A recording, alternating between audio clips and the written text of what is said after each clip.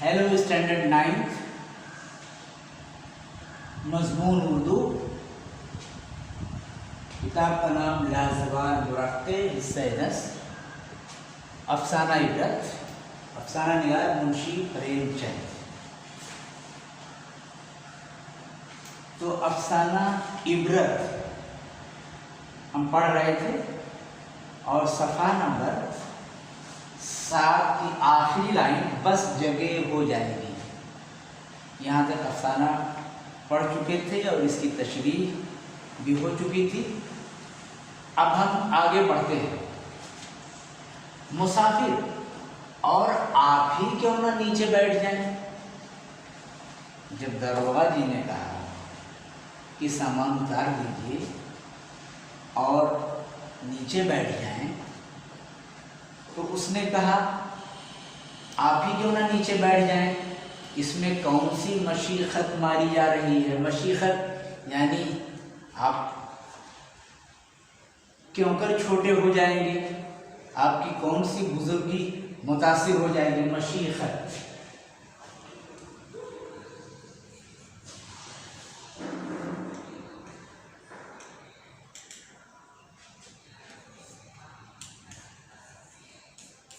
बुजुर्गी। अब क्यों कर छोटे हो जाएंगे। ये थाना थोड़ा ही है कि रोग में फर्क आ जाएगा। ये थाना थोड़ी ही है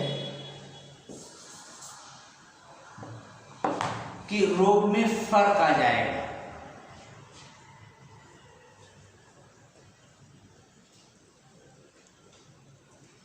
यानी अगर यहाँ आप नीचे बैठ जाते हैं, भले ही आप दरोगा जी हैं, तो यहाँ कौन जानता है कि आप दरोगा जी हैं और लोग आपका मजाक उड़ाएंगे कि दरोगा जी जमीन पर बैठे हुए हैं। ठाकुर, क्या तुम्हें भी मुझसे अदावत है। मैंने तो तुम्हारी सूरत भी नहीं देखी। मुसाफिर, आपने मेरी सूरत न देखी होगी, लेकिन आपके डंडे ने देखी है। इसी मेले में आपने मुझे कई डंडे रसीद किए थे। डंडा रसीद करना यानी मारना। उस वक्त आपके साथ कांस्टेबलों की एक फौज थी, सिपाहियों की एक फौज थी। मैं मार खाकर जब्त कर गया, लेकिन जख्म अभी दिल पर ताज़ा है। उसकी दवा की तलाश उसी दिन से कर रहा हूँ जिस दिन से मेरे ऊपर मार पड़ी है। जिस दिन आपने मारा उस दिन से आपकी तलाश में हूँ। बारे आज मौका मिला है। आज ये हमारी खुशनसीबी है कि मुझे भी बदला लेने का मौका हाथ आ गया। मैं भी ठाकुर हूँ, आपसे इज्जत में, हैसियत में, ख़ानदान में हेटा नहीं हूँ, यानी कम नहीं हूँ। खामोश बैठ जाइए, वरना शायद मेरे सर पर शैतान सवार हो जाए। ये दूसरे मुसाफिर ने इस तरह से दरोगा जी को धमकाया। पंडित जी अब तक खामोश थे, दिल में कांप रहे थे कि कहीं मारपीट ना हो जाए, तो गेहूं के साथ घुन भी पिस जाए। गेहूं के साथ घुन का पिसना मुराद वो जो झगड़े में इन्वॉल्व नहीं है, वो भी उसका शिकार हो जाए, उसके ऊपर भी लड़ाई झगड़े का असर हो जाए, कि कहीं मारपीट ना हो जाए, तो गेहूं के साथ घुन भी पिस जाए। मौका पाकर ठाकुर साहब को समझाया। ठाकुर ने तरह देने में खैरियत समझी। तरह देना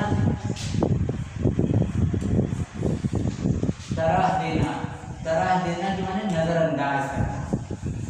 नजरअंदाज करना। मौका पाकर ठाकुर साहब को समझाया। ठाकुर ने तरह देने में खैरियत समझी। यूं ही तीसरा स्टेशन आया, उन्होंने उस कमरे से बीवी बच्चों को निकाला। उन दोनों शैतानों ने उनके असबाब उठा कर फेंक दिए। असबाब, सबब की जमा असबाब। असबाब के माने सामान। असबाब के माने सामान।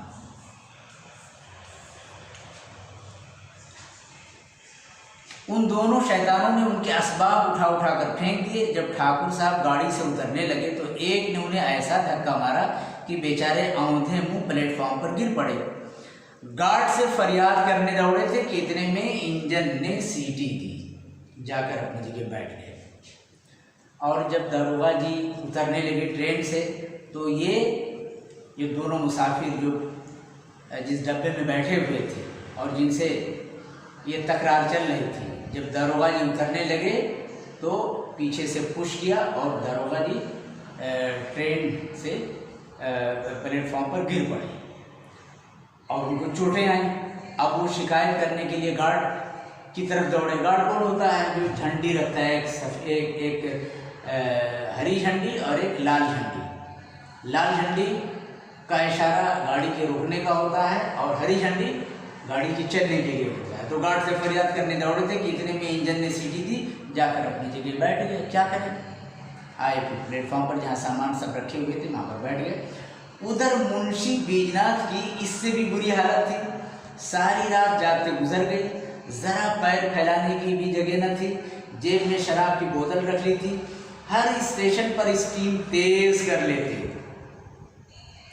मामूल से ज्यादा पी गए।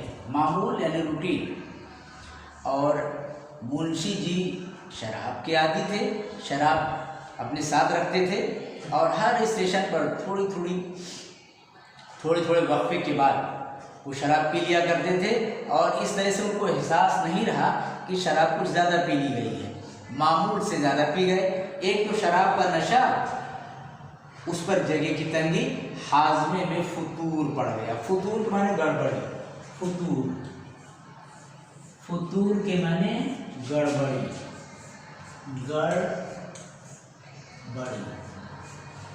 यानी बदहजमी।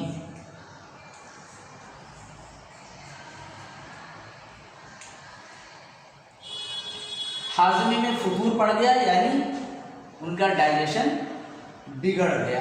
पेट में दर्द होने लगा। बेचारे बड़ी मुश्किल में फंसे, कहीं हिलने की जगह न थी। दस्त के आसार नजर आने लगे। दस्त के माने हाथ के भी होते हैं, फारसी लफ्ज है। और दस्त के माने पेचिश के भी होते हैं, इंग्लिश में लूज मोशन भी कहा जा सकता है। पेट जब खराब हो जाता है, दस्त के आसार नजर आने लगे, यानी लूज मोशन का एहसास होने लगा। लखनऊ तक उन्होंने किसी तरह जब्त किया। बलाहौर स्टेशन से लखनऊ तक तो कैसे भी जब्त किया, मगर और आगे चलकर याराए जब्त न रहा। याराए जब्त क्या माने? जब्त करने की ताकत। याराए जब्त, याराए जब्त यानी बर्दाश्त करने की ताकत, बर्दाश्त करने की ताकत। मगर और आगे चलकर याराए जब्त न रहा। एक स्टेशन पर उतर पड़े, खड़े ना हो सकते थे। प्लेटफॉर्म पर लेट गए। बीवी भी घबरा कर उतर पड़ी। खींच खांच कर असबाब उतारा। जब तबीयत ज़्यादा खराब हुई तो कैसे भी किसी तरह सामान ट्रेन से निकाला गया। जल्दी में ट्रंक उतारना भूल गए। मुंशी जी तो उनकी तबीयत ज़्यादा ख़राब थी, वो तो सामान उतार नहीं सकते थे। मुंशियाइन से जितना हो सका वो सामान उन्होंने सामान उतारा, ट्रेन से नीचे उतारा। लेकिन एक सामान जो बहुत ही अहम था, एक बड़ा ट्रंक, वो ट्रेन से उतारने में रह गया। जल्दी में ट्रंक उतारना भूल गए। दारोगा जी ने जमीन पर लेटे देखा तो समझ गए कि हजरत ज्यादती कर गए हैं। और आगे पीछे ये लोग भी बैठे हुए थे। अब मुंशी जी और मुंशियाइन जो पहले उतर पड़े थे, उन पर नजर पड़ी दरोगा जी की। दरोगा जी को अंदाजा हो गया कि शायद शराब ज़्यादा पी ली है, इसलिए तबीयत खराब हो गई, नीचे उतर गए। मुरव्वत ने उतरने पर मजबूर किया। मुरव्वत की मानी इंसानियत, हमदर्दी। तो बतौर हमदर्दी ये भी उतर पड़े कि अब मुंशी जी जब नीचे उतर पड़े हैं तो हम ट्रेन से आगे कैसे जा सकते थे, बिछड़ जाएंगे, और यूँ भी उनकी तबीयत खराब है तो उनको भी उतरना चाहिए। तो दरोगा जी और दरोगा जी के साथ पंडित जी, ये दोनों माँ फैमिली उतर पड़े। पंडित जी तो अकेले थे, दरोगा जी अपनी फैमिली के साथ उतर पड़े। सबने यही पड़ाव डाल दिया। देखा तो मुंशी जी की हालत अबतर थी। अबतर के माने खराब, अबतर के माने खराब, अबतर या बदतर यानी खराब है।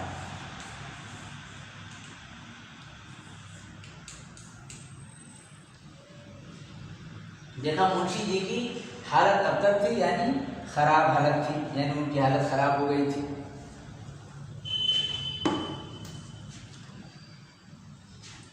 सबने यही पड़ाव डाल दिया। देखा तो मुंशी जी की हालत अबतर थी यानी खराब थी। बुखार, तशन्नुज, पेट में मरोड़, कै और दस्त, बड़ी तशवीश हुई। बुखार भी था मुंशी जी को, तशन्नुज के माने अकड़न। जब आदमी को बुखार चढ़ता है तो बदन में एक अकड़न की कैफियत पैदा हो जाती है, और चूँकि पेट खराब था तो पेट में भी मरोड़ हो रहा था, डाइजेशन बिगड़ गया था, हाजमा डिस्टर्ब था। कै और दस्त, कै के माने उल्टी और दस्त के माने लूज मोशन। तो कै और दस्त, पेट में मरोड़, बुखार, तशन्नुज,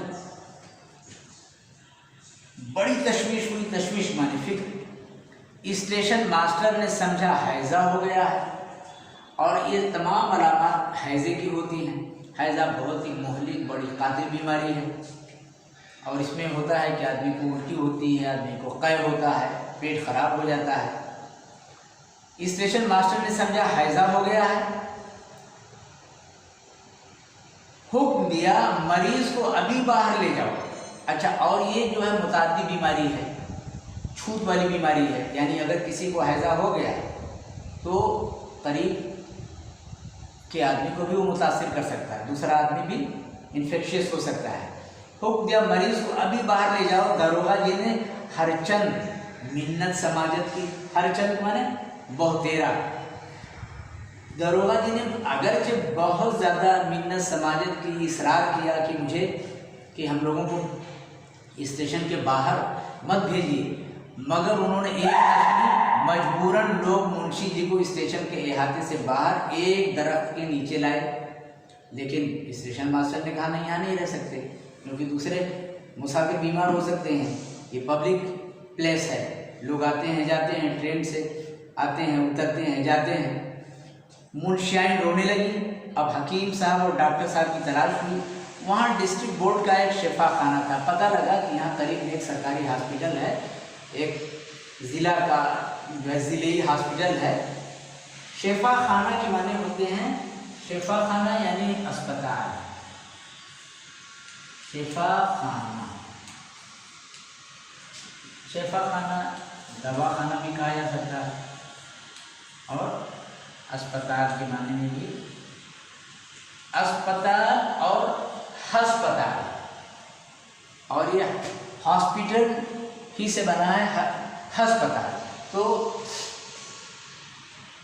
अस्पताल, अस्पताल और हॉस्पिटल यानी दवाखाना या शिफाखाना, ये सब एक ही है। तो बोर्ड का एक शिफाखाना था, मगर डॉक्टर का काम कंपाउंडर से लिया जाता, और आमतौर से सरकारी जगहों पर ऐसी होता है कि बड़े साहब नहीं हैं, जूनियर लोगों को ड्यूटी दे दी जाती है और वो उनका काम करते हैं।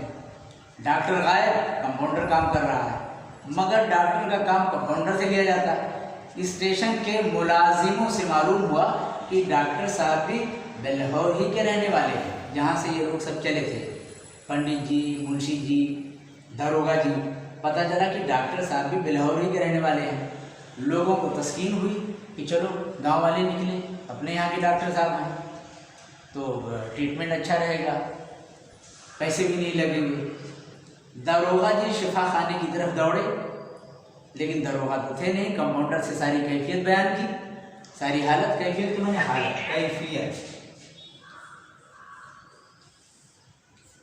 कैफियत के माने हालत।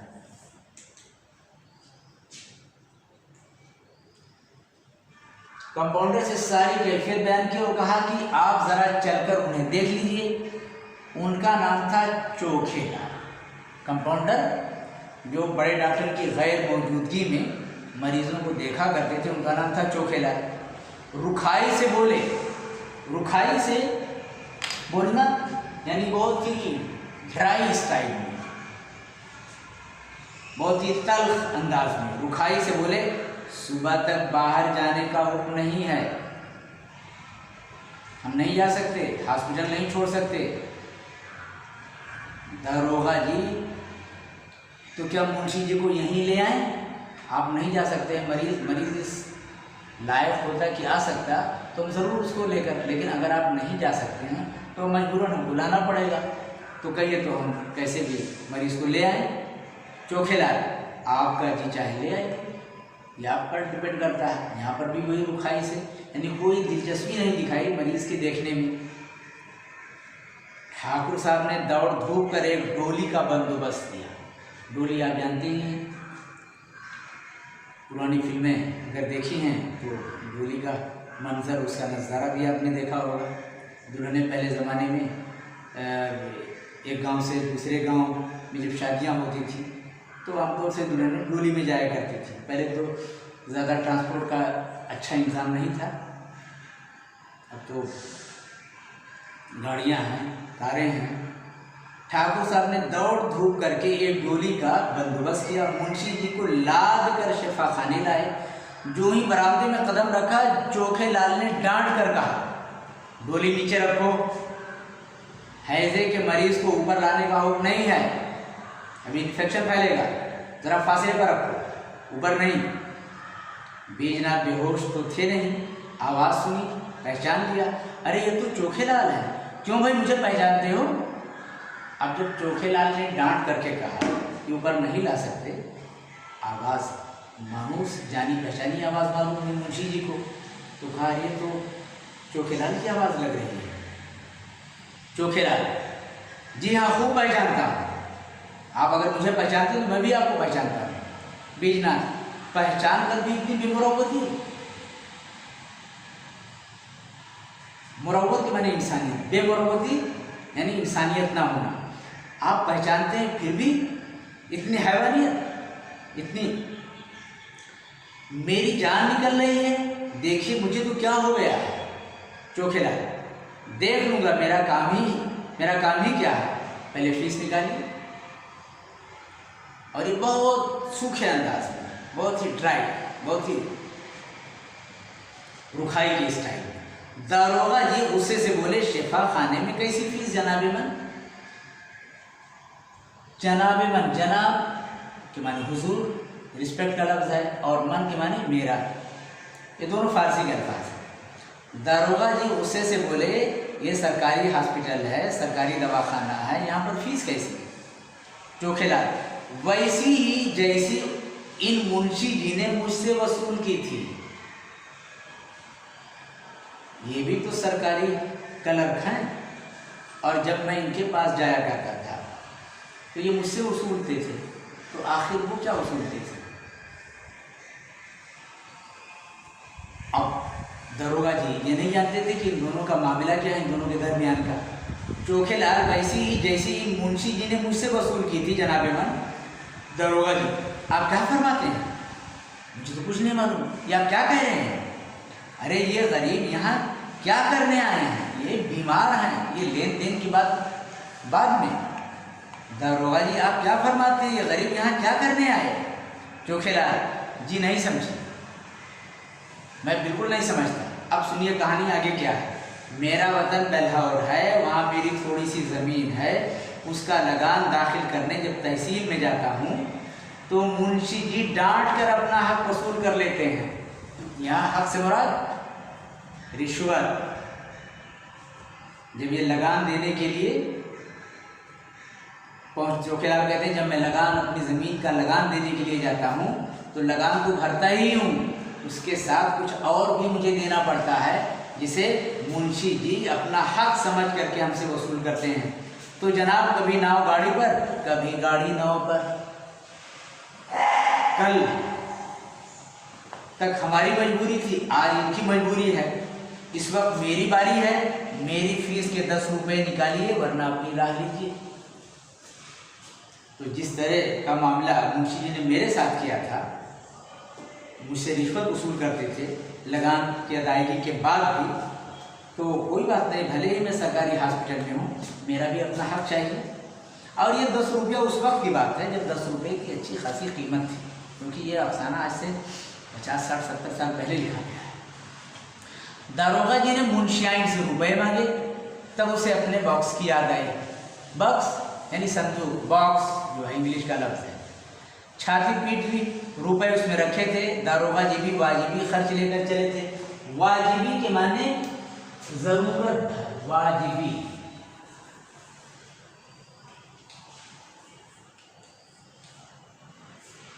जरूरत के मुताबिक, जरूरत के मुताबिक यानी जितनी या जरूरत भर।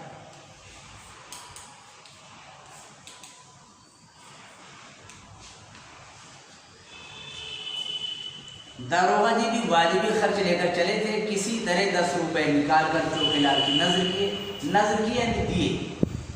उन्होंने दवा दी, दिन भर कुछ इफाका ना हुआ। इफाका माने बेहतरीन, तबीयत में कुछ भी बेहतरी ना हुई। मगर रात को कुछ तबीयत संभली, दूसरे दिन फिर दवा की ज़रूरत हुई। दारोगा जी ने बहुत मिन्नत की, मिन्नत माने सिफारिश, इंसिस्टमेंट। दारोगा जी ने बहुत ज़्यादा सिफारिश की दोबारा दवा के लिए, लेकिन चोखेलाल ने एक न सुनी। कहा पैसे दीजिए तब मैं दवा दूंगा। आखिर मुंशियाइन का एक जेवर जो 20 रुपए से कम न था बाजार में बेचा गया। पैसे तो थे नहीं, जो पैसे थे वो ट्रंक में छूट गए। तो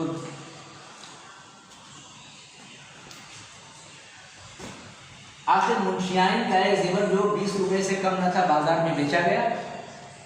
तब चोखेलाल ने दवा दी। शाम तक मुंशी की चंगी गई। जेवर बेचना पड़ा और जेवर की मालियत 20 रुपए की थी। 20 रुपए लेकर के आए जौहरी के यहाँ से और दवा की जो कीमत थी उसे अदा की गई। तब उन्हें चोखेलाल ने दवा दी और इस दवा का इतना असर हुआ कि शाम तक मुंशी जी भले चंगे हो गए, ठीक ठाक। अयोध्या में पहुंचकर ये लोग क़यामगाह की तलाश करने लगे। क़यामगाह के माने ठहरने की जगह। क़याम अरबी लफ्ज़ है, गाह के माने जगह। क़यामगाह ठहरने की जगह। अयोध्या में पहुंचकर ये लोग क़यामगाह की तलाश करने लगे। पिंडाल में मुतलक जगह न थी। पिंडाल जहाँ पर टेंट वगैरह लगा हुआ था ज़ायरीन के लिए, यात्रियों के लिए, वहाँ काफ़ी लोग ऑलरेडी पहले ही से जमा थे। सारी बस्ती में घूमे, कहीं जगह नहीं मिली। आखिर ये सलाह ठहरी। आप सोचने लगे क्या करेंगे, पिंडाल में जगह नहीं है, लॉज भी कहीं नहीं मिल रहा है, फिर क्या। बस्ती में घूमने लगे, जगह की तलाश करने लगे। सारी बस्ती में घूमे, कहीं जगह ना मिली। आखिर ये सलाह ठहरी। फिर आपस में राय मशवरा किया और सलाह ये पास हुई किसी तरह दरख्त के नीचे डेरा जमाना चाहिए। अब किसी पेड़ की तलाश शुरू हुई। अभी लॉज की तलाश करते थे, अब किसी दरख्त की तलाश करने लगे। लेकिन दरख्तों के नीचे भी जहाँ जाते थे यात्री लोग पड़े मिलते थे। हर पेड़ के नीचे यात्री लोग। पिंडाल में चारों तरफ आदमी ही आदमी नजर आते थे। तिल रखने की जगह नहीं थी। मजबूर होकर खुले मैदान में रेत पर बिस्तर वगैरह लाए। अब जब पेड़ के नीचे भी जगह नहीं, पिंडाल में भी नहीं, कोई होटल भी नहीं मिला, सारे होटल भरे हुए थे आदमियों से, तो कहा चलते हैं। अयोध्या एक ऐसा शहर है जो सरजू नदी के किनारे है। कहा चलो नदी के किनारे और रेत पर अपना बिस्तर डालते हैं, वहां जगह मिल सकती है। तो मजबूर होकर खुले मैदान में रेत पर, यानी रेत से इशारा जो है सरजू नदी के किनारे, और नदी का किनारा जो रेत से भरा हुआ होता है, तो रेत पर बिस्तर वगैरह लाए। इसके सिवा और कोई तदबीर न थी और कोई हल भी नहीं था और कोई चारा भी नहीं था। लेकिन लेटने भी ना पाए थे कि बादल घिराए, क्योंकि जुलाई का महीना था, सावन का महीना था। मूसलाधार बारिश, मूसलाधार पानी बरसने लगा, बिजली कौंधने लगी, यानी बिजली चमकने लगी। गरज सुनकर लड़के चीखने लगे। बच्चे भी थे फैमिली में, क्योंकि मुंशी जी भी फैमिली के साथ थे, दरोगा जी भी फैमिली के साथ थे। और इससे पहले आप पढ़ चुके हैं कि मुंशी जी और दरोगा जी, इन दोनों के यहाँ 5-6 बच्चे हुआ करते थे। लेकिन लेटने भी ना पाए थे कि बादल घिरा है, मौसला बिजली कौंधने लगी, गरज सुनकर लड़के चीखने लगे, औरतों का कलेजा कांपने लगा। किसी जाय पनाह की तलाश हुई। जाय पनाह, पनाह हासिल करने की जगह, यानी ठहरने की जगह। अब कहा अब क्या करें? यहाँ पर भी राहत नहीं है। अगर बारिश हो जाएगी, जैसा कि बादल घिर रहे हैं, तो अब क्या होगा? तीनों आदमी इधर उधर मजबूर निगाहों से देखते थे। अब इधर उधर देखते थे कि कहीं कोई मिल जाए, लेकिन रात के अंधेरे में कोई कहाँ मिल सकता था। मजबूर निगाहों से कि किसी की उनके ऊपर नज़र पड़ जाए, उसको रहम आ जाए और उनका कुछ इंतज़ाम कर दे। इधर उधर मजबूर निगाहों से देखते थे। तारीकी में कुछ ना सोचता था, पछता रहे थे कि नाहक आए, न जाने क्या होने वाला है। आदमी का जब काम बिगड़ जाता है या बिगड़ने को होता है तो फिर पछताने लगता है, दूसरे को कोसने लगता है, दूसरे को ब्लेम करने लगता है। अब कह रहे हैं कि हम लोग गलत मौसम में आए, हमको आना ही नहीं चाहिए, गलत वक्त पर आए, गलत मौसम में आए। अब तो अल्लाह ही हाफिज है। दफतन एक आदमी लालटेन लिए नदी की तरफ से आता नजर आया। अभी इसी मखमसे में थे, इसी उलझन में थे कि क्या देखते हैं कि एक शख्स लालटेन लिए नदी की तरफ से आ रहा है। वो करीब पहुंचा तो पंडित जी उसके पास जाकर बोले, क्यों भाई साहब अभी हौले हौले भागे? और उससे दरख्वास्त करने लगे कि कहीं कोई इंतजाम कर दे। उससे पूछने लगे, क्यों भाई साहब यहाँ कहीं मुसाफिरों के ठहरने की जगह मिलेगी? वो आदमी रुक गया, गौर से पंडित जी की तरफ देखकर बोला, आप पंडित चंद्रधर तो नहीं हैं? पंडित जी की आवाज़ बड़ी मानूस थी।